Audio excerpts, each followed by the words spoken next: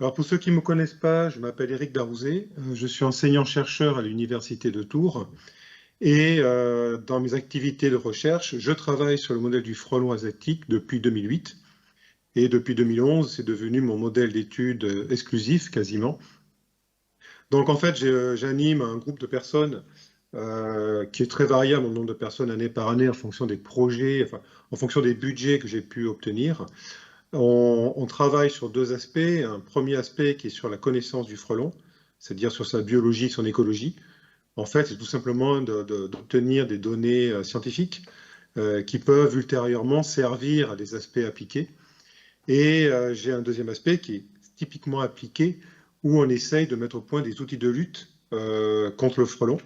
Donc, outils de protection de ruches, moyens de destruction écologique des nids, et de tester différentes choses. Alors, on a déjà testé pas mal de choses, certains ont été abandonnés parce qu'ils n'étaient pas efficaces, et je vous parlerai de choses sur lesquelles je suis à l'heure actuelle. Alors, mon exposé va se faire en deux parties. Une première partie, je vais vous parler des problèmes qui sont liés au frelon, c'est-à-dire on parle du frelon asiatique, mais finalement, pourquoi on parle de cet animal-là. Et après, je vous parlerai de tous les moyens de lutte, enfin tous, enfin, les moyens de lutte les plus classiques qui sont plus ou moins utilisés à l'heure actuelle pour en discuter ensemble. Alors, si on parle des problèmes liés au frelon, comme toute espèce invasive d'ailleurs, il va toucher à peu près trois types de problèmes. Soit des problèmes qui touchent à différents secteurs économiques, soit la santé humaine ou la santé d'animaux d'élevage, par exemple, et un troisième aspect qui va être des aspects d'écologie, de biodiversité. Et la plupart des espèces invasives touchent à l'un ou l'autre de ces trois domaines, alors que le frelon asiatique, lui, il touche aux trois domaines. Alors, le premier domaine, j'ai mis une petite vidéo, si ça marche, j'espère que ça marche pour vous. Que vous connaissez si vous êtes apiculteur, c'est vous avez une ruche, vous avez des frelons en vol dos à la ruche devant qui essaient de capturer les abeilles, et les abeilles se mettent sur la planche d'envol en défense au lieu d'aller fourrager à l'extérieur, c'est-à-dire récupérer du nectar, du pollen par exemple.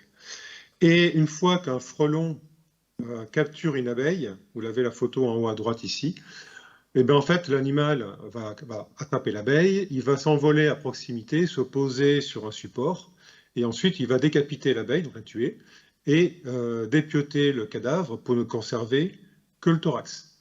C'est-à-dire là où il y a les muscles font bouger les ailes et les pattes, donc c'est de la viande, donc des protéines. Et le but de l'ouvrière frelon, c'est de ramener ces protéines à son nid pour nourrir les larves en développement, c'est-à-dire ses petites sœurs et ses petits frères. Mais le frelon ne se nourrit pas de l'insecte qu'il a capturé. Donc effectivement, ça c'est l'image classique. Et on a un impact, comme on le voit et vous connaissez probablement, on a un impact sur l'activité des colonies. Alors ça, c'était des observations qui datent depuis plus de 10 ans, on va dire. Maintenant, il y a des études qui ont été réalisées au niveau scientifique pour comprendre un peu ce qui se passe réellement et est-ce qu'il y a un vrai impact sur les colonies d'abeilles. Donc là, je vous montre une étude qui a été faite par des collègues parisiens. Donc c'est Requier et Hall qui ont publié ça il y a quelques années.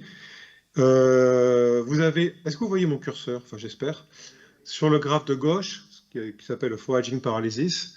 Donc là, ils ont regardé justement ce que vous avez sur la photo à gauche, c'est la baisse d'activité des ouvrières abeilles, c'est-à-dire quand elles se positionnent en grappe, hein, ce qu'on appelle la barbe d'abeille sur la planche d'envol, ce qu'on appelle la paralysie ou l'arrêt d'activité de fourragement. Et si vous regardez sur ce graphe, ici en bas sur l'abscisse, vous avez le nombre de frelons en prédation, et sur l'axe vertical, en ordonnée, vous avez l'activité de vol des ouvrières abeilles. Et ce que montre un ensemble de données analysées, c'est que plus vous avez des frelons en prédation, moins les abeilles vont voler, vont aller réaliser leur activité de fourragement. Donc ça veut dire que moins il va y avoir de rentrée de nourriture dans la colonie. En même temps, la figure de droite, si vous regardez ce qu'on appelle le homing failure, c'est-à-dire c'est l'échec de retour à la ruche par une abeille, ce qui a été étudié par mes collègues.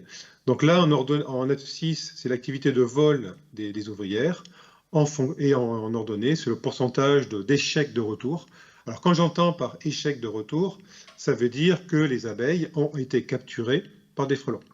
Donc le graphe, vous pouvez le lire avec les flèches rouges que je vous ai rajoutées sur le graphe, c'est que plus vous diminuez l'activité de vol des ouvrières, qui est liée ici à cet arrêt d'activité de fourragement, donc plus il y a d'activité en moins, eh bien plus les quelques ouvrières abeilles qui continuaient, ceci dit, à fourrager, elles ont plus de chances de se faire capturer. Donc, cette étude a montré une chose, c'est ce qu'on constate, ce que moi je constate sur mes ruchers expérimentaux à la fac, par exemple, c'est que plus il y a des frelons présents en prédation, moins les ouvrières vont aller fourrager, et pendant ce temps-là, moins elles vont fourrager, plus elles ont de chances, pour les quelques fourrageuses encore en activité, plus elles ont de chances de se faire capturer par les frelons. Ce qui fait que la conséquence, on observe une diminution au cours du temps de la population dans chaque ruche. C'est-à-dire la colonie d'abeilles se réduit comme neige au soleil, un peu en quelque sorte, au cours du temps. Donc là, on avait une première analyse scientifique qui démontrait la conséquence de la prédation. Ah, ça ne marche pas. Ah, ça y est. Une deuxième étude qui a été faite par des collègues, une année ensuite, hein, c'était en 2019, par des collègues espagnols. Ils ont regardé au niveau des colonies attaquées comparées à des colonies qui n'étaient pas attaquées. Ce que vous avez ici, alors je ne vais pas rentrer dans le détail, rassurez-vous, hein, ils ont regardé le niveau d'expression de gènes chez les ouvrières abeilles, qui sont des gènes connus pour intervenir dans les phénomènes de stress, et ils se sont rendus compte que quand il y avait prédation de frelons, eh bien l'ensemble de ces gènes connus pour être des marqueurs de stress d'individus, eh bien leur niveau d'expression était augmenté.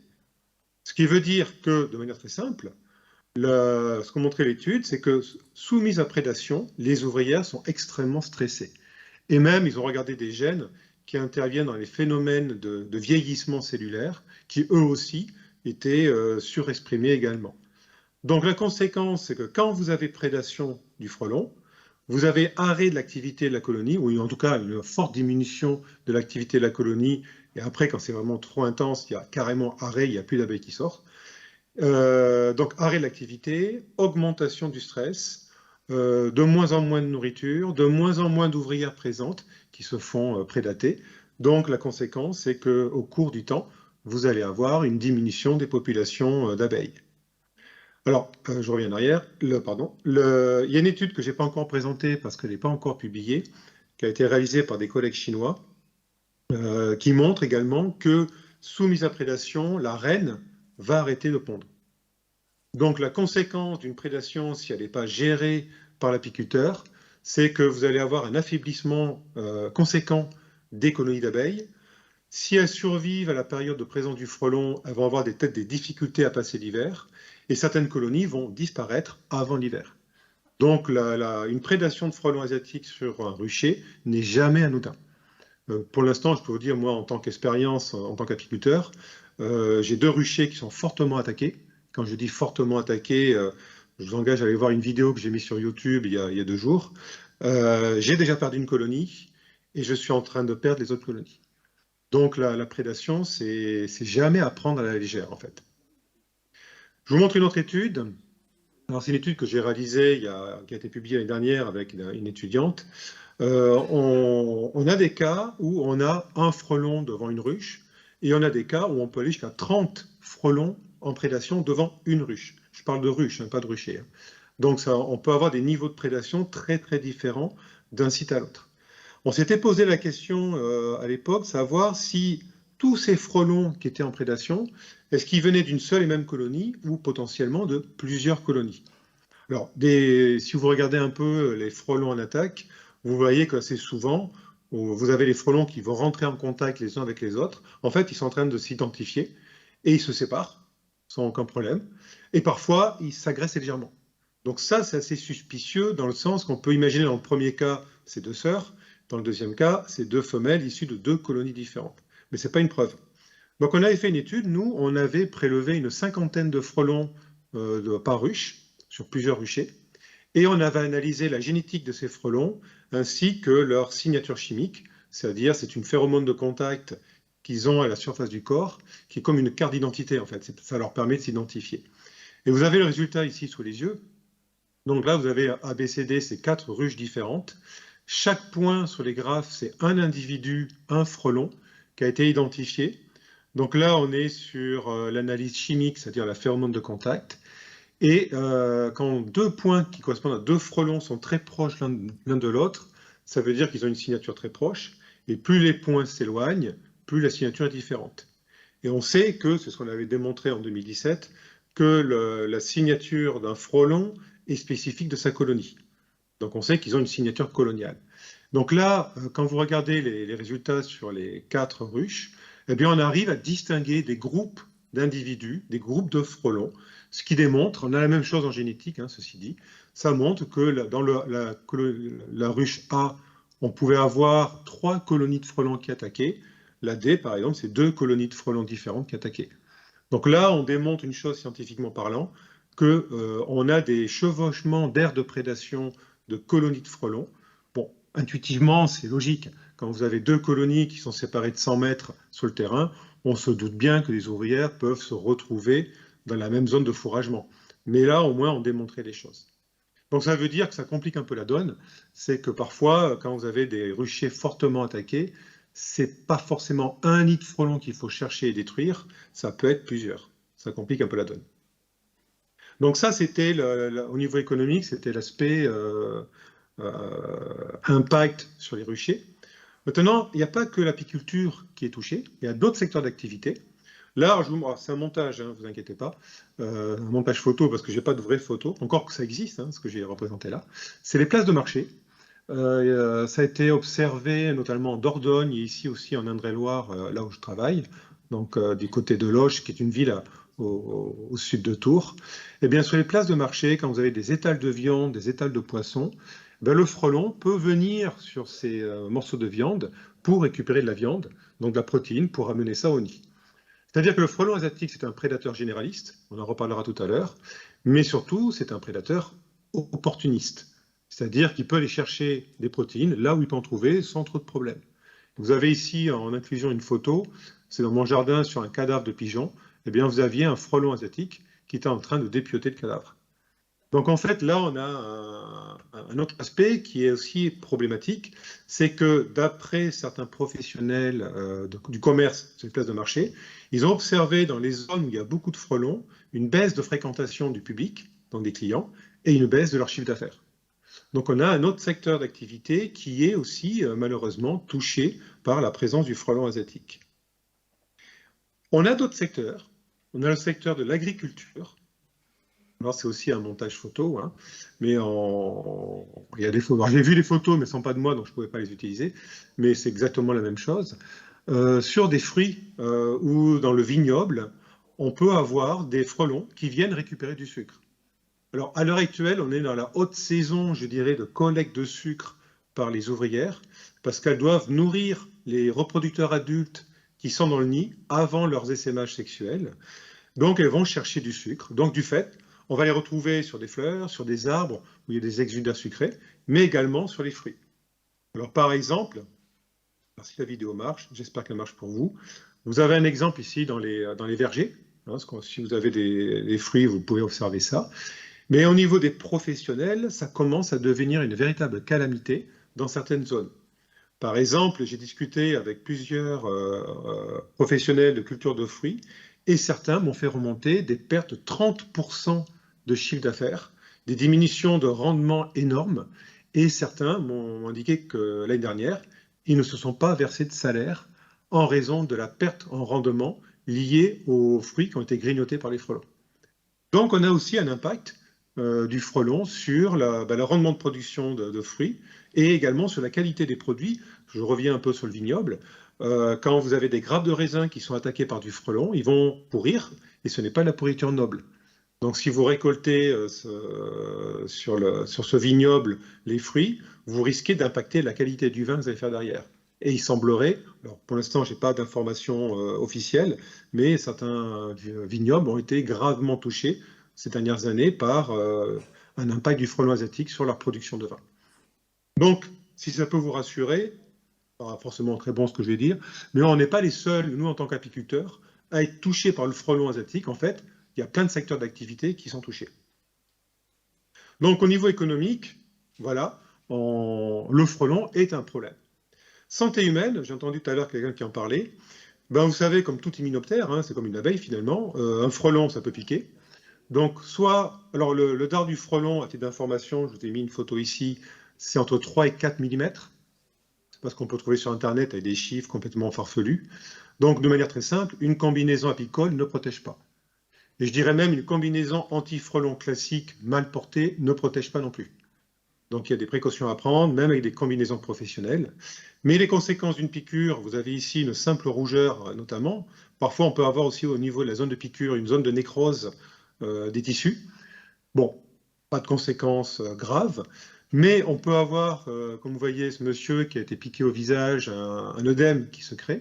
Et si vous êtes allergique au venin d'hyménoptère et vous n'êtes pas traité, pris en charge suffisamment rapidement en milieu hospitalier, ça peut conduire à la mort.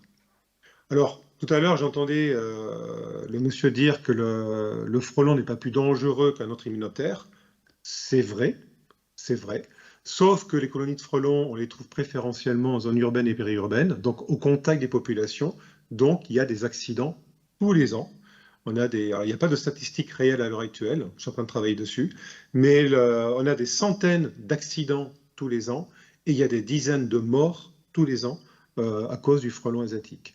Donc, c'est loin d'être anodin si vous aimez les personnes qui ont été accidentées, par exemple. Une autre chose qu'il faut savoir, c'est un travail qu'on a publié avec des médecins il y a 2 ans maintenant. Alors, vous avez peut-être entendu parler de ça. Le frelon, quand vous intervenez sur une colonie avec une combinaison de protection, avec une visière qui est un grillage, en quelque sorte, ben le frelon peut vous protéger, non, un liquide urticant dans les yeux, qui contient certainement du venin. Parce qu'en fait, il y a eu, c'était une étude sur des cas recensés dans les centres antipoison, donc une trentaine de cas, ce qui est ridiculement bas, parce que la majorité des gens ne le déclarent pas en fait quand ils ont été confrontés à ça. Mais les patients qui avaient été suivis dans le corps médical et qui ont permis d'enrichir cette banque de données ont déclaré des conjonctivites, des douleurs, des inflammations de l'œil. Donc en fait, la conséquence, c'est que si vous intervenez sur un nid de frelon, soit vous avez une visière plexi qui vous protège, et si c'est un grillage, il faut absolument porter des lunettes de protection, sinon vous risquez ce genre d'accident. Et ça peut être très très douloureux. J'ai un collègue qui a été confronté à ça il y a une dizaine d'années. Donc, ceci pour dire qu'au niveau santé humaine, le frelon asiatique, au même titre que pour la partie économique, c'est aussi un problème. Mais pas exclusivement, et j'en viens à la troisième partie, qui est notre environnement. C'est un prédateur, hein, généraliste et opportuniste, donc il peut toucher à la biodiversité, malheureusement. Alors là, une étude de mes collègues parisiens, vous parliez de Quentin Rome tout à l'heure, il a participé à ces 2 études que je vais vous présenter. Alors, je pense qu'il a dû en parler l'année dernière. Une première étude qui a été publiée en 2011. En fait, ils avaient analysé des colonies de frelons en Dordogne qu'ils avaient suivies et ils avaient capturé les ouvrières qui rentraient au nid, qui portaient des boulettes de proie pour nourrir les larves dont je vous parlais tout à l'heure. Et ils ont regardé, ils ont identifié un peu ce qu'il y avait dans cette fameuse boulette. Ils ont comparé 3 nids, un nid dans une aire, on va dire urbaine, une autre en aire agricole et une autre en zone forestière. Eh bien, on se rend compte tout d'abord, si vous regardez les camemberts, c'est qu'on a une grande diversité d'insectes. En fait, de manière très simple, le frelon est totalement généraliste. Ils ont identifié à peu près 160 espèces d'insectes différentes et d'arachnides. Donc en fait, de manière très simple, le frelon, il chasse tout ce qu'il peut trouver, tout bêtement. Et effectivement, quand ce soit en zone urbaine ou les autres zones, on a toujours une grosse quantité d'abeilles, parce qu'il se trouve que si on regarde une carte du territoire national, ben en fait, on trouve des ruchers un peu partout, avec peut-être une plus grosse densité dans le sud de la France, mais même en allant vers le nord ou le nord-est du pays, là vous avez aussi des ruchers un peu partout. Donc en fait, il a à disposition, je dirais, sur le territoire, de nombreux insectes à disposition, et notamment des abeilles. Une deuxième étude qu'ils ont publiée il y a 2 ans, qui est extrêmement intéressante, ils ont fait une petite estimation, par un petit calcul en fait, de la quantité d'insectes que prélève une colonie de frelons sur l'année, c'est-à-dire à la création de la colonie au printemps jusqu'à la fin de la colonie. Eh bien, ils ont estimé que, grosso modo, ce que je vous ai indiqué ici dans ce petit cadre vert, une colonie de frelons, en moyenne, va prélever plus de 11 kilos d'insectes, de matière vivante. C'est beaucoup, Mais est-ce que c'est vraiment parlant pour vous? Je ne sais pas. Alors, je vais vous montrer une simulation. On va faire un petit tour ici dans la Manche, territoire de la Manche. Alors, tout à l'heure, vous me disiez que vous aviez une grosse densité de frelons, à peu près entre 800 et 1000 colonies. Eh bien, tenez-vous bien, nos collègues dans la Manche, l'année dernière, en 2022, ils avaient 9000 colonies sur le département, ce qui est un tout petit département. Donc, c'est vrai qu'ils ont une densité, alors tout ce qui est pourtour atlantique, il y a quand même beaucoup de colonies, malheureusement. Mais si on fait un calcul, 9000 colonies multipliées par 11 kilos, vous voyez la quantité d'insectes prélevés par les frelons sur ce petit territoire. Plus de 100 tonnes d'insectes. Donc de manière très simple, ce prédateur a aussi un impact dans notre environnement sur la biodiversité. Donc si on prend un peu tout ça, ça commence à faire. Mais on peut aller encore plus loin. Là, je vous montre une étude qui a été publiée il y a 3 ans par des collègues espagnols. Ils se sont posé la question, est-ce que le frelon pourrait aussi participer potentiellement au déclin, non pas des insectes, mais des plantes? C'est-à-dire que pas mal de plantes ont besoin d'insectes pollinisateurs pour se reproduire. Donc, est-ce que le fait que le frelon chasse des insectes et potentiellement des pollinisateurs, des insectes pollinisateurs, est-ce que ça peut impacter les plantes? Ben, la réponse est oui. Ils ont fait une étude sur des plantes qui étaient dans des parcelles expérimentales et ils ont montré que, ici, je vous ai fait un petit schéma tout simple pour simplifier les résultats, le temps de visite des fleurs par les insectes pollinisateurs diminuait en fonction du niveau de présence de frelons asiatiques dans la zone. C'est-à-dire que dès que vous avez des frelons qui viennent sur les fleurs pour chasser des insectes ou pour récupérer du nectar, eh bien, ça fait fuir les insectes pollinisateurs. Donc, ils ont regardé, on va regarder que ce petit schéma, ils ont regardé le nombre de grains de pollen présents sur les fleurs et manipulés par les insectes. Eh bien, en fait, en présence du frelon, la quantité de pollen est sacrément diminuée par rapport aux mêmes fleurs s'il n'y a pas de frelon dans la zone. Donc, j'ai perdu le... Vous me voyez toujours? Vous avez encore le diaporama? D'accord, parce que moi, je l'ai plus en visu. Bon, attendez, je règle le problème pour moi. Si vous l'avez, vous, c'est le principal. Donc là, Ah, j'ai fait une bêtise peut-être, non? Ah, voilà, je suis revenu. Donc en fait, la conclusion de l'étude, c'est que la présence de frelons dans les zones où il y a des fleurs entraîne un déclin des insectes pollinisateurs et ça entraîne un déclin de la reproduction des plantes. Donc potentiellement, on peut avoir aussi un effet sur tout ce qui est reproduction des plantes et notamment des plantes qui sont cultivées au niveau agricole. Donc tout ça montre que le frelon asiatique, bon, c'est une espèce invasive, je ne vais pas parler de toutes ces connaissances qu'on a là-dessus, mais si vous avez des questions, je répondrai avec plaisir tout à l'heure. Mais on a une espèce invasive qui est venue sur le territoire européen depuis 2003-2004, et ça crée tout un ensemble d'impacts négatifs, mais à plein de niveaux différents. Donc la conséquence, il faut essayer de contrôler cette population invasive pour limiter ces impacts négatifs. Alors, ce qui m'amène au deuxième point de l'exposé, comment on peut lutter contre le frelon? Quels sont les moyens de lutte? Bon, je dirais, je vais essayer de catégoriser un peu tout ça, je les ai classés en 5 groupes. On va parler destruction de nids, piégeage, tout ce qui est technique de cheval de Troie, la protection des ruches et la lutte bio derrière. Donc il y a pas mal de choses que vous connaissez certainement. Donc premier point en termes de lutte, c'est la destruction des nids. Donc destruction des nids, le premier souci, c'est repérer une colonie, ce qu'on ne sait pas faire. Donc on tombe toujours dessus plus ou moins par hasard. Alors, il y a des choses qui sont en cours d'essai par des entreprises ou des labos, mais pour l'instant, il n'y a rien de disponible sur le marché, il n'y a rien de vraiment efficace pour être vraiment honnête. Bon, en tout cas, dès que vous repérez un nid, il faut faire appel à une entreprise de désinsectisation. Et je dirais là, c'est très simple. Soit l'opérateur monte à l'arbre pour aller traiter le nid avec un pesticide, soit l'entreprise va louer une nacelle pour se rapprocher du nid en hauteur pour le traiter, ou alors, vous avez sur la photo ici, vous utilisez une perche qui permet d'injecter un pesticide, que ce soit de la permétrine ou des dérivés, ou du pyrètre, des choses comme ça, à l'intérieur du nid pour tuer les colonies. Bon, ceci, ça marche très bien, mais il y a quand même des précautions à prendre. Là, c'est le scientifique qui parle. Notamment ici, vous avez un nid ici qui a été percé avec une perche, mais le nuage que vous voyez, les points noirs, c'est les frelons. Hein. Le nuage, c'est du pesticide qui a été injecté, mais qui est sorti du nid. Donc ça peut avoir un impact collatéral. Et quand vous retirez le nid, vous le faites tomber et qu'il explose dans tous les sens, ben, vous répandez du pesticide partout, ce qui a aussi des conséquences sur la biodiversité locale qui peut être conséquente. Donc c'est là qu'il faut faire appel à des professionnels corrects qui maîtrisent bien les techniques de manipulation des perches, la perche étant le système le moins cher et le plus efficace, et le plus sûr, je dirais. Donc je dirais, il y a un geste à acquérir et il faut bien maîtriser l'outil pour pouvoir traiter les nids correctement. Et après, quand il faut retirer le nid au bout de 48 heures, pas avant, c'est-à-dire il faut laisser les fourrageuses qui ne sont pas dans le nid au moment du traitement, mais qui puissent rentrer dans la journée ou le lendemain pour aller s'empoisonner sur le pesticide. Mais au bout de 48 heures, on retire le nid pour éviter que d'autres insectes ou des oiseaux ou des écureuils aillent s'empoisonner avec le pesticide en question. Donc il y a aussi une technique à acquérir. Bon, il y a d'autres techniques. Vous avez, je commence par la droite, le fusil paintball qui projette des billes de pesticides. Donc l'idée est plutôt intéressante. Par contre, sur le terrain, c'est une hérésie en soi, parce qu'en fait, des billes de pesticides, vous en trouvez partout.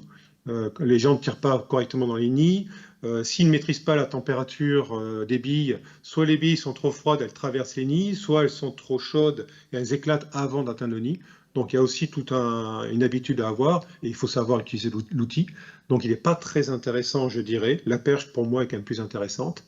Après, sur des nids situés sur des pylônes électriques, par exemple, bon là, le fusil paintball peut être intéressant parce que la perche, il vaut mieux éviter. Bon, après, vous avez d'autres techniques comme les chasseurs, les gens qui vont tirer au fusil dessus, ce qui sert strictement à rien. J'ai vu plusieurs fois des nids qui avaient été plombés par des chasseurs et qui étaient toujours habités et toujours problématiques. Donc ça, c'est pas, enfin, je ne le conseille pas. Vous avez des drones aussi qui sont commercialisés maintenant. Donc certains qui possèdent une bouteille à l'extérieur qui projette un pesticide sur le nid. Ça, c'est une grosse bêtise à mon goût, parce que franchement, de mettre le pesticide sur le nid, ça n'a aucun intérêt. C'est dans le nid qu'il faut l'injecter. Donc ça montre que l'entreprise connaît absolument pas la biologie de l'insecte. Vous avez d'autres drones aussi qui sont équipés d'une petite perche de 2 mètres à 3 mètres qui permettent d'aller percer le nid pour projeter le pesticide intérieur. Bon, ça c'est quand même plus intéressant, j'avoue. C'est un outil intéressant notamment sur un nid qui est sur un pylône électrique, ça peut être intéressant, ou un nid qui est tellement haut qu'on n'y a pas accès avec une perche. Mais par contre, ça représente quand même une minorité de nids. L'engin coûte 12 000 € à peu près, donc c'est pas très intéressant, je dirais, pour un professionnel. Et il vaut mieux, je dirais, la perche pour tous les nids jusqu'à 30 mètres de hauteur, et au-delà, ou sur des zones trop problématiques, le paintball, pourquoi pas. Mais pour tous les autres nids, ça peut se retirer autrement qu'avec une perche, voire même avec du pesticide. Ça, on pourra en discuter, mais il y a d'autres techniques. À côté de ça, on a eu un projet qui s'est terminé en décembre dernier. On a voulu remplacer le pesticide par d'autres choses. Donc en fait, on s'est inspiré ici, vous avez Apis cerana, qui est l'abeille asiatique, et au milieu de la boule d'abeille, ce qu'on appelle la heat ball, vous avez un frelon au beau milieu qui se fait tuer par hyperthermie. En fait, vous avez une centaine d'ouvrières qui se jettent sur un frelon et elles vont l'étouffer et le faire mourir par hyperthermie. En fait, elle monte à température à 47 degrés, ce qui est létal pour le frelon, mais l'abeille, il faut monter à 48-49 pour que ce soit létal pour elle. Donc elles survivent. Alors, parfois, il y en a une ou deux qui meurent, mais elles arrivent à tuer le frelon. Donc on s'est inspiré de ça et on a développé en partenariat avec 2 entreprises un dispositif thermique qui produit de la vapeur et qui permet de traiter les nids de manière efficace. Donc ça, on a validé, on a fini le projet, nous, de notre côté. On a mis au point différentes choses, différents outils qu'on a donc du coup remis aux entreprises. Maintenant, c'est à elles de développer et de commercialiser le produit auprès des désinsectiseurs. Alors, cette technique est intéressante parce que d'une part, il n'y a pas de pesticides chimiques, hein, c'est que de la vapeur d'eau, et ça permet de traiter un nid, de laisser le nid en place. Donc ça fait quand même une intervention en moins, il n'y a pas un deuxième déplacement. Et en plus, ça laisse un nid avec de la bouffe pour les oiseaux, par exemple, et un abri pour pas mal d'insectes et de petits animaux. Donc c'est relativement intéressant. Et ça marche très bien dans pas mal de cas de figure. Alors pas dans tous les cas. C'est pour ça que pour les désinsectiseurs, la combinaison entre le pesticide et le thermique, ça permet de jouer et d'adapter en fonction du terrain où est le nid à traiter. Donc ça marche bien, mais bon, maintenant c'est le bébé dans les mains d'une entreprise, c'est à eux de gérer. Outre la destruction, parce qu'il faut avoir le nid sous la main, hein, on peut aussi jouer sur d'autres aspects. Donc on a parlé tout à l'heure, vous avez parlé de piégeage. Le piégeage en fait partie. Alors, le premier point, l'utilisation de pièges non sélectifs. J'ai vu la diapositive tout à l'heure, c'est très bien. Bon, maintenant c'est un peu passé, ça. Je dirais ça. C'était ce qu'il y avait sur le terrain il y a une dizaine d'années. Maintenant, on fait beaucoup mieux. Vous avez, alors, je ne mets pas les photos parce que je ne peux pas me permettre de faire de la publicité, mais vous avez pas mal de dispositifs de piégeage qui sont sélectifs. Donc, en termes de design, on a des pièges qui sont très sélectifs, mais malheureusement, quoi qu'en disent les vendeurs ou les gens qui communiquent beaucoup là-dessus parce qu'ils vivent de ce truc, de ce commerce, aucun de ces pièges ne sont efficaces. C'est-à-dire qu'ils sont sélectifs, c'est génial, donc pour moi, scientifiquement parlant, c'est top, mais ils ne protègent en rien les ruchers. Et ça, je peux vous le confirmer. J'ai testé des choses sur mes ruchers et je vois bien que ça ne protège absolument pas. Est-ce que beaucoup d'apiculteurs ont constaté? Alors parfois, les pièges capturent rien alors que vous avez des nuages de frelons. Parfois, ils capturent beaucoup de frelons, mais ça ne change en rien la prédation sur les ruches. Donc nous, on a travaillé là-dessus. En fait, la question, c'est l'appât. C'est l'appât. On utilise à l'heure actuelle des appâts alimentaires, soit à base de sucre, soit à base de protéines. Certains marchent bien, vous allez à 2 km, ils ne marchent plus. Donc c'est très aléatoire. On a travaillé, nous aussi, sur ce que j'ai indiqué en B, sur un filtre chimique. C'est-à-dire, l'idée que j'avais, alors ça c'était une vieille idée, c'était pour développer les pièges sélectifs. On s'était demandé si en utilisant un piège, quel qu'il soit, un piège bouteille si vous voulez, hein, avec un appât sucré type bière ou jus de cirier, n'importe quoi, on voulait mettre ici à l'entrée du piège la signature chimique du frelon, c'est-à-dire sa carte d'identité chimique. Donc l'idée pour nous, c'était aussi de diminuer la capture d'insectes non ciblés, parce qu'ils vont percevoir l'odeur en quelque sorte du prédateur. Et pour les frelons, ça pouvait être aussi motivant de rentrer dans le piège, parce qu'ils pouvaient sentir l'odeur de congénères. Donc on est en train de rédiger un article avec l'une de mes étudiantes là-dessus. On a démontré que l'utilisation de cette signature chimique augmente pas mal la sélectivité des pièges, quels qu'ils soient. Alors vous pouvez mettre, et notamment ça augmente la sélectivité que sur les hyménoptères sociaux, c'est-à-dire le frelon européen et les guêpes. Par contre, les autres insectes type mouches, papillons, eux, ils s'en fichent. Ce genre de système de communication chimique, ils ne sont pas très utilisateurs, on va dire, alors que les espèces sociales, comme abeilles, guêpes, frelons, bourdons, tout ce que vous voulez, eux, ils utilisent. Donc là, en fait, on a certains pièges sélectifs où on est embêté, on capture du frelon asiatique, mais on a aussi des guêpes et on a aussi du frelon européen. Donc il suffit de mettre à l'entrée de ces pièges ce filtre qui est la signature chimique des frelons, et ça permet de rendre le piège, cette fois-ci, à 100% sélectif. Bon, c'est un travail qui est en train d'être publié. Est-ce qu'il sera utilisé sur le terrain? J'en sais rien, parce que ça ne résout pas le problème vis-à-vis du frelon. Maintenant, ça permet d'augmenter la sélectivité d'un piège si vous avez un peu un petit côté protection de la biodiversité. Donc c'est un outil qui pourrait être intéressant pour ça. Mais l'autre aspect, pour moi, qui est plus intéressant depuis une dizaine d'années qu'on travaille dessus, c'est d'utiliser, comme dans plein d'autres insectes, notamment des ravageurs de culture, c'est utiliser des phéromones, comme appât. C'est-à-dire, c'est de parler au frelon dans sa propre langue, c'est d'utiliser ses phéromones à lui pour l'attirer dans un piège. Donc on a travaillé pendant de nombreuses années sur plusieurs phéromones. Donc je vais parler des phéromones de contact, hein, qui nous a servi pour le filtre ici, à cet endroit-là, hein, c'est la phéromone de contact du frelon qu'on a utilisé. On a travaillé sur la phéromone d'alarme. Alors la phéromone d'alarme, c'est extrêmement intéressant parce que c'est une phéromone qui est produite par une ouvrière en cas de stress ou en cas de problème, notamment vous attaquez un nid par exemple. Et l'idée, c'est que ça recrute les congénères. Donc je trouvais l'idée très séduisante dans le sens pour attirer des frelons dans un piège, quoi de mieux que de produire la phéromone d'alarme. Donc on a identifié cette phéromone d'alarme, on a passé quand même quelques années d'études pour bien identifier les molécules. On en a encore une qui nous résiste, je ne vous cache pas. Donc j'ai une collaboration avec des collègues dans l'Est de l'Europe pour essayer d'identifier cette dernière molécule. Mais sur certaines molécules qu'on a utilisées, alors je vous montre un résultat là-dessus. C'est une manip qu'on a faite il y a 2 ans, où on comparait des pièges avec un appât alimentaire, donc on capturait un certain nombre de frelons, et quand on utilisait notre mix phéromonal, on a capturé pas loin de 4 fois plus de frelons. Donc c'était intéressant. Donc ce travail est toujours en cours, je vous en parlerai après. Donc il n'est pas encore disponible. On m'interroge souvent sur cet aspect-là. Il y a quelques années, je disais qu'on allait mettre sur le marché assez rapidement avec des partenaires, ce que je croyais, enfin j'espérais que je croyais bien. Bon, maintenant on se rend compte que, avec nos dernières études, que c'est pas aussi simple qu'on l'avait envisagé, mais c'est en cours. Donc en fait, l'étude a été menée en Chine et en France. Vous avez ici les résultats. Alors cette phéromone sexuelle, d'abord il faut l'identifier. Elle est produite par les reproductrices, donc les futures reines, si vous préférez, pour attirer les mâles, pour qu'ils viennent s'accoupler. Donc, on a fait des études sur le terrain, on a testé différents mix, parce qu'il y a 3 molécules qu'on a trouvées. Donc, on a fait différents ratios entre les 3 molécules. On l'a testé sur le terrain en Chine sur 2 sous-espèces de ce Vespa velutina.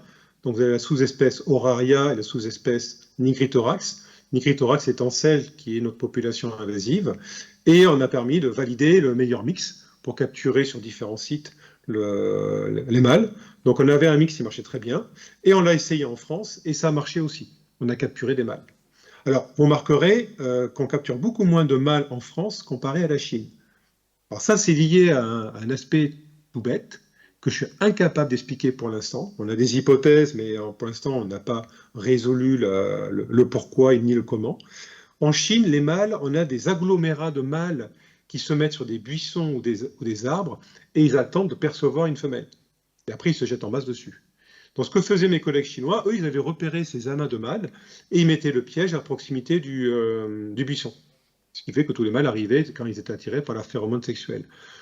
Moi, en France, je n'ai jamais observé le moindre amas de mâles dans la nature.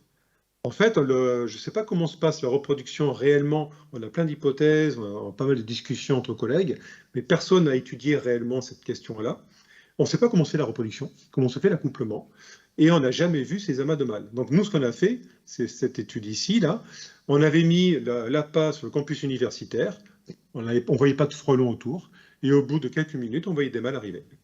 Donc on a une phéromone sexuelle qui marche très bien, qui pourrait donc permettre de lutter contre l'espèce. Donc ça, j'ai remis le mix à un partenaire industriel, qui est une entreprise du sud de la France, et à l'heure actuelle, c'est en cours de développement parce qu'on est en train de se casser les dents sur la formulation de l'appât. On n'arrive pas à faire une matrice qui permette de libérer de manière continuelle, en continu, de manière linéaire, le mélange phéromonal pour avoir un appât commercialisable. Donc on est en train de travailler là-dessus avec le partenaire industriel. Donc on a commencé l'année dernière, on avait un mix qui semblait bien marcher, et on s'est rendu compte que la formule bloquait les molécules dans la matrice. Elle n'était pas libérée, ce qui nous a un peu surpris. Donc là, on retravaille là-dessus, et ce qu'il faut savoir, on n'a que 2 mois pour travailler sur le terrain, et donc c'est pour ça que c'est un peu lent, j'avoue. Donc, histoire de vous rassurer, sur ces phéromones, on travaille. J'ai recruté une étudiante en thèse, donc elle a commencé sa thèse en début d'année, sur une bourse CIFRE, et on est en partenariat avec l'entreprise Kill Agro, qui synthétise les standards chimiques et avec qui on essaye de mettre au point la matrice pour libérer ces phéromones, pour en faire des appâts que vous pourriez utiliser dans les pièges. Donc c'est une thèse qui a commencé cette année, qui finira dans 3 ans, et on va essayer de solutionner ce problème-là pour la phéromone sexuelle. Moi, je pensais qu'elle aurait été disponible dès cette année. Bon, manque de peau, ça n'a pas marché sur la matrice, désolé. Donc j'espère l'année prochaine ou dans 2 ans, je ne sais pas. Et pour la phéromone d'alarme, les choses sont beaucoup plus compliquées que je n'imaginais, parce que j'ai une autre étudiante en thèse avec qui on a travaillé sur la phéromone d'alarme, et on se rend compte que c'est un système qui est très, comment dirais-je, très dynamique, très versatile. Donc en fait, on a encore quelques études à mener pour savoir quel est le bon mix moléculaire à prendre pour attirer les ouvrières. C'est loin d'être simple, et on se retrouve confronté à des difficultés que je n'avais pas du tout imaginées au départ. Mais bon, on est sur le bon chemin. Donc là, il faut qu'on avance sur cette question, et j'espère dans 1 an ou dans 2 ans avoir des nouvelles beaucoup plus optimistes et sympathiques que ce que je vous dis aujourd'hui. Bon, ça c'est pour le piégeage. Donc il y a des choses qui devraient sortir. Alors peut-être qu'il y a d'autres équipes qui travaillent sur les appâts et qui solutionneront les choses avant moi, je ne sais pas. Mais normalement, on peut envisager quand même, dans moins de 5 ans, j'espère, des appâts vraiment efficaces qui nous aideront quand même à protéger nos ruchers, entre autres, ou des vergers, par exemple. Bon, à côté de ça, vous avez d'autres systèmes de lutte, comme je vous l'ai dit dans mon introduction. Vous avez la technique aussi cheval de Troie, que vous connaissez peut-être. Alors, il y a deux variantes de cette technique. Je vais commencer par la gauche. Vous avez un frelon qui arrive sur votre rucher. Ben, vous mettez à un endroit un appât protéiné empoisonné. Alors, les gens utilisent classiquement du fipronil. Le frelon va grignoter un morceau de viande et il va ramener ça à son nid. L'idée, c'est que ça va tuer les larves dans le nid. Bon, l'idée est fort sympathique, sauf que on ne sait pas ce que va faire le frelon. Alors, de diffuser un pesticide dans la nature, un pesticide qui est interdit, hein. Il n'y a pas d'AMM pour ça, donc on tombe sous le coup de la loi quand on fait ce genre d'activité. Mais on diffuse dans l'environnement des pesticides non maîtrisés, parce que la question, c'est que fait le frelon avec sa proie empoisonnée? Logiquement, il retourne au nid. C'est vrai, logiquement, intuitivement, oui. Dans la pratique, moi, j'en sais rien. On peut très bien envisager que le frelon aille au contact d'abeilles ou se pose dans une ruche et participe à l'extinction de la colonie en apportant du fipronil, ou il va se faire boulotter, il va se faire bouffer par un prédateur, un oiseau, comme une bondée aprivore ou d'autres rapaces de cet acabit-là, et ça peut impacter la santé de l'oiseau. Donc ça, on ne sait pas. Deuxième aspect, deuxième façon de faire, vous pouvez aussi capturer un frelon dans un piège ou au filet, par exemple, et vous lui déposez ici sur le thorax en position dorsale une petite gouttelette de fipronil avec un genre de gel, et ensuite vous lâchez le frelon. Certains préconisent même de couper une patte pour bien stresser le frelon pour le stimuler à rentrer au nid. Même question que tout à l'heure, ce frelon relâché, qu'est-ce qu'il fait? On n'a aucune preuve qu'il retourne au nid. Donc il peut très bien aller empoisonner une ruche, empoisonner un oiseau, ou n'importe quoi. Donc la technique en elle-même, elle n'est pas autorisée et pose quand même pas mal de questions. Deuxième aspect, les points d'interrogation qui sont ici, est-ce que c'est réellement efficace? Eh bien, on ne sait pas. Alors, j'ai discuté avec pas mal de gens qui ont pratiqué ou qui pratiquent ce genre de technique il y a quelques années. Certains étaient très contents, d'autres ont arrêté parce qu'en fait, ça faisait que dalle. C'est-à-dire qu'ils avaient relâché pas mal de frelons avec boulettes empoisonnées comme ça, et la prédation sur ruche continuait jour après jour. Il n'y avait aucun effet. Donc, j'ai mis efficacité à démontrer, parce que finalement, on ne sait pas si c'est efficace ou pas. D'abord, il n'y a aucune étude scientifique qui démontre dans un sens ou dans l'autre. Mais surtout, ce n'est pas très autorisé, je vous avoue. Autre système de lutte, maintenant on va rentrer dans les protections passives des colonies d'abeilles. Donc on va parler protection ruche. Alors, vous avez les muselières. Alors, il y a plusieurs modèles. J'avais mis une photo d'un modèle parce que je suis tombé sur un rucher où il y avait l'exemple, donc j'ai pu prendre une photo. Alors, il y a une étude scientifique qui s'est intéressée, c'est mon même collègue ici de Paris, en 2019, qui a étudié, alors c'était pas cette muselière, mais une autre, et ils avaient montré que, bon, il y avait un petit effet, disons, ça diminuait de 50% l'arrêt de fourragement. Donc, c'est pas 100%, mais ça a quand même amélioré un petit peu les choses. Donc, l'idée, c'est de repousser un peu les frelons pour déstresser à minimum les abeilles, pour qu'elles continuent à travailler. Parce qu'en fait, le problème, c'est pas le fait que les abeilles se fassent prédater en activité de fourragement. Oui, c'est gênant si c'est énorme, mais ça n'impacte pas vraiment la colonie tant que ça. Le méga problème que l'on a, c'est le stress de la colonie par la prédation des frelons devant la ruche. C'est ça qu'il faut lever. Donc la muselière pouvait être un outil qui repoussait un petit peu les frelons et qui pourrait peut-être soulager un peu la colonie. Donc ça marche, mais si vous voulez, à 50%. C'est quand même pas mirobolant non plus. Après, vous avez d'autres systèmes, soit en monoruche, qui se mettent sur une seule ruche ou sur plusieurs ruches. Ce sont les filets de protection, les grillages. C'est des choses qui disent depuis longtemps, notamment nos collègues de Gironde avaient testé ça il y a. Wow, ils avaient fait ça, ils avaient commencé en 2010, 2011, je crois, dans ces eaux-là. Maintenant, on n'a aucune étude qui montre si ça marche ou pas. Bon, j'ai pas vu de communication, même dans les réseaux apicoles, disant que c'est vraiment génialissime. Donc, je suis pas trop convaincu. Mais l'idée, je la trouve intéressante. Peut-être qu'elle mériterait d'être développée et améliorée. Mais ça pourrait être aussi un moyen de protection des ruchers. C'est-à-dire là, les abeilles sont en activité normale, elles ne sont pas stressées, et les frelons agissent à l'extérieur. Mais le tout, c'est de trouver du maille de filet. Alors, si vous voulez empêcher un frelon de passer, il faut être, on va dire, aux alentours de 0, entre 0,4 et 0,5 dans ces eaux-là, centimètres. Donc, ça peut aussi gêner les abeilles pour rentrer aux colonies. Mais bon, à voir. Mais en tout cas, il n'y a pas de données scientifiques qui me montrent est-ce que c'est réellement efficace ou pas. Bon, après, vous avez d'autres systèmes, protection des ruches. Il va tourner autour, donc il va passer par la harpe, il va entrer en contact avec les fils et se prendre une châtaigne, en fait, tomber s'il ne reste pas accroché, et se noyer dans un bac d'eau savonneuse ou d'huile qui aurait à la base. Donc, vous voyez sur la photo, il y a pas mal de frelons qui ont été capturés. Alors, il y a pas mal de gens qui ont fait des retours assez positifs sur la harpe électrique, mais pour l'instant, il y a des études qui montrent que sur certains ruchers, on tue pas mal de frelons. Sur d'autres ruchers, pas tant que ça. En termes de sélectivité, c'est pareil. Sur certains ruchers, il n'y a que du frelon qui est touché. Sur d'autres ruchers, c'est une étude italienne qui a parlé de ça, où en fait, il y avait aussi d'autres insectes qui étaient malheureusement impactés par la harpe. Donc les choses ne sont pas très claires, mais aussi, surtout, une harpe, c'est quand même relativement onéreux. C'est plus de 100 € l'appareil, je crois, ou 150 €, je ne sais plus. Ça commence à être un peu cher.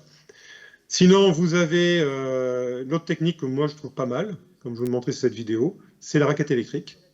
Et alors, en passant par en dessous, tout doucement, vous pouvez attraper facilement des frelons de manière efficace.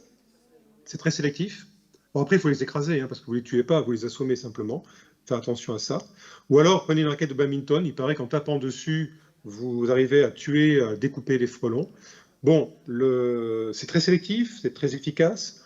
Moi, je ne vous cache pas, sur mon rucher qui est chez moi, c'est ça que je pratique. Parce que pour l'instant, ça me permet de sauver mes ruches. C'est pour moi la meilleure technique. Par contre, c'est vrai, c'est très chronophage. Donc, si vous êtes des personnes à la retraite, ça peut être sympa d'aller chasser les frelons. Mais quelqu'un comme moi en activité, bon, il n'y a que des gens en activité chez vous, c'est très bien. Mais si vous êtes en vacances finales, ce qui est super bien, ce qui me tarde par certains côtés, eh ben, moi, ça me permettrait de faire pareil. Alors, j'adore plaisanter là-dessus, mais imaginez une chose quand vous êtes à la retraite.